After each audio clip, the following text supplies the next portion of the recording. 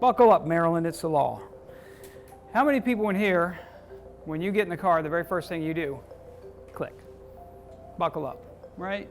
And NHTSA says 90%, 9 out of 10 are going to buckle up, right? That's going to protect you 50% of the time, believe it or not. NHTSA stats on their website, 50% of the time, that's going to protect you in a fatal or critical injury situation. So keep that stat in mind. I'll circle back around to it later. So we thrive on trying to protect ourselves, protect our lives, protect our children. We have devices to do that. You have a Ring doorbell with a camera and lights with cameras and GPS trackers and Find Me, Follow Me on our phones and things like that. And that gives us a sense of security, like we are providing some level of protection to our family and ourselves. And the cyber criminals are, they're right there with you. They have to be smarter. They have to be more creative because of the technology in how they are able to attack you without you even knowing it has occurred. Cybercrime is now the #1 crime. It occurs more than physical crime. So it's the #1 threat, illicit threat against small business. Brand awareness. We get comfortable with brands, right? We are probably going to go to Amazon to purchase something before some fly-by-night website, right? We are probably going to use PayPal or some type of payment service like that, Visa checkout or something these days, because we feel comfortable and safe in doing that. If we do happen to go to that, we're not so sure about sight. So we get comfortable with brands and brand recognition. Well, the cyber criminals know this, and they leverage brands and our trust in brand awareness to actually dupe us into becoming infected, becoming attacked. So who's behind it? Is it this guy? Is this typically what you think about when you think of somebody out there, typing away, attacking your business, trying to get inside your network? Generally speaking, no. They look like this. They look like us. So, who's heard of the dark web? Pretty much everybody's heard of the dark web. So, let me introduce you to a company called Dark Web Inc. If there are any micromanagers out there who believe that that you have to see the person to know that they're working, what I'm about to go over is going to blow your mind. Dark Web Inc. is the largest and most successful enterprise on the planet, generating $1.5 trillion in revenue. $1.5 trillion in revenue, right? This is a business that has no leader. There's no board of directors, there's no CEO, there's no president, there are no VPs, there are no directors, department heads. It does contain every specialty of a large enterprise, every one. The departments, if you broke them down in departments, they would have no leader. It has the single largest telecommuting workforce on the planet, and they have never met. They've never talked to each other in most cases. They've never collaborated in any way directly. They've never been in the same room together. And they are the most effective organization on the planet. What other business is generating $1.5 trillion in revenue? Some governments can't even do that. So we get into this guy. So who's this guy? This guy, he's a software developer. He might be a war driver. He might be a project manager. This young lady, she might be a content writer or a copywriter. And what they're trying to do is craft that content, craft that message, create that sense of comfort and safety in that brand awareness, in those things that we feel safest with, to get inside your organization and make you click. And they make the big bucks doing that. The number one way ransomware gets into an environment is email. It's a click. The tip of your finger on your mouse with a slight pressure down can shut down your network, lock you up, and hold you hostage. Hold your entire organization hostage, not just you. So if you don't believe that, right now in Baltimore City, it's been about 2 months, about 7-8 weeks, they've been locked out of their data. It took them 6 weeks to get 65% of their workforce access to their computer system.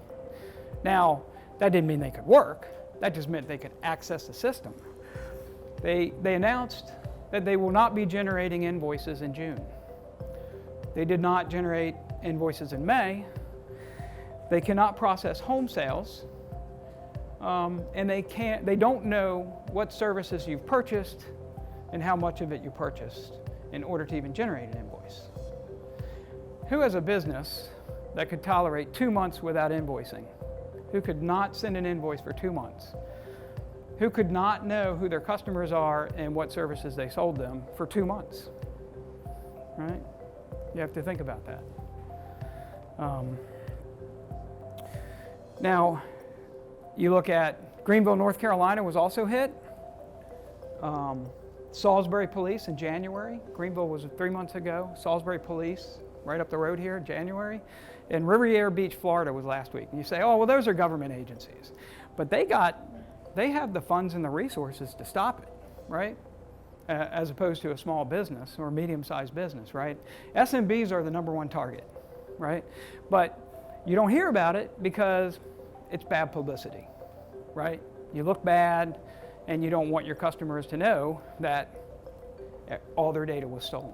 So generally speaking, you don't hear much about SMBs, but they're the number one target.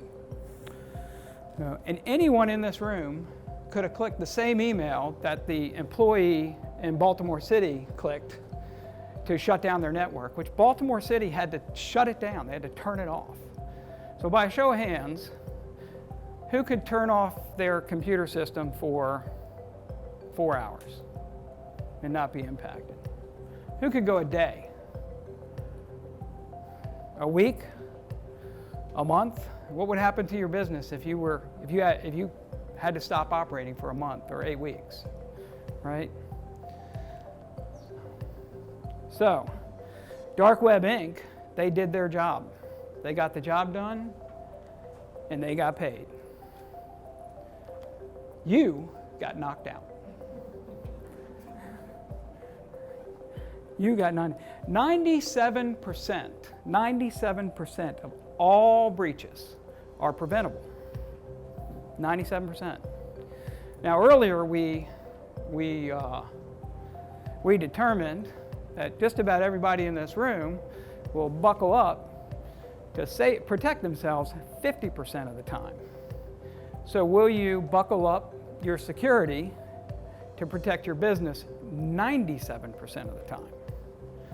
That's the question. So I'm going to give you 5 things that you really have to do, your business should be doing. If they're not doing it, you really need to think hard about it to really protect you from this type of incident, from having a negative impact and getting you knocked out.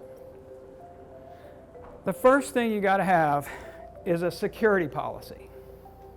Right off the bat. You've got to have a multi-layered, multi-vendored approach that will protect all the different ingress and egress points into your business and out of your business.